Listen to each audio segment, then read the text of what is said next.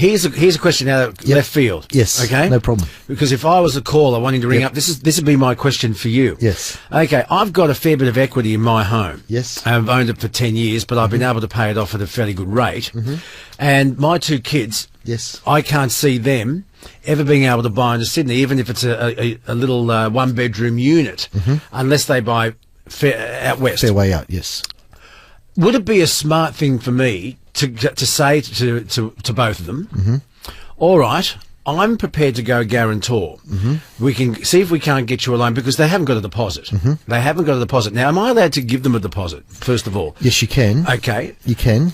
Now, and of course, it comes down to, can you trust your kids? There's a few. You know where I'm going. Safety valves, yes. So some of the things to consider. We get this question asked of us regularly. By the way, if the kids are listening, this is only hypothetical. Don't get excited. Okay. So basically, the ideal scenario from a kid's point of view, what we do, we work backwards.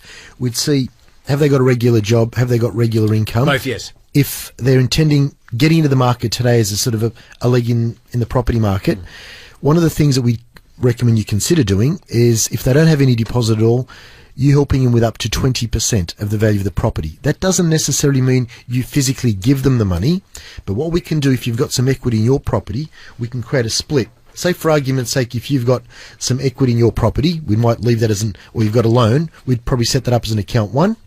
Then we'd look at valuing your property, seeing if there's enough equity there, and maybe set up two different sub-accounts.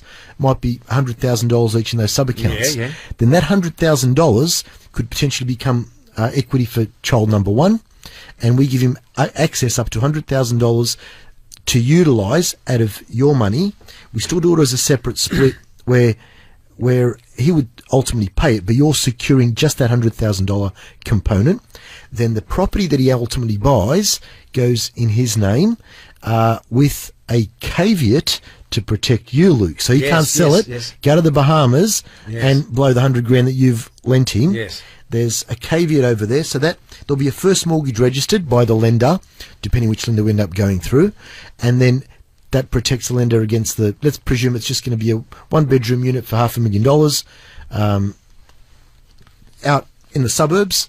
And then what we would do one loan for $400,000 in his name, with that property securing the $400,000. So you're not securing the whole $500,000. You're only securing the deposit component. That's right. Which is the 20%, which is the $100,000 component. But to prevent him from going to the Bahamas and selling the property, we're going to recommend that through your solicitor we register a caveat over that property, and that protects you. So he can't sell that until the first mortgage gets paid out.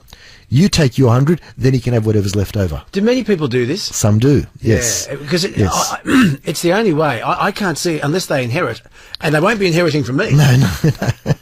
Unless they inherit. Yes. Yeah, that's probably, at the moment, that's what we're seeing. So we're seeing a lot of people helping their kids get into the market, and in doing so, a lot of people that have been around for a while. I mean, when I got my first home loan, I was paying 7.5% interest rates on my home loan.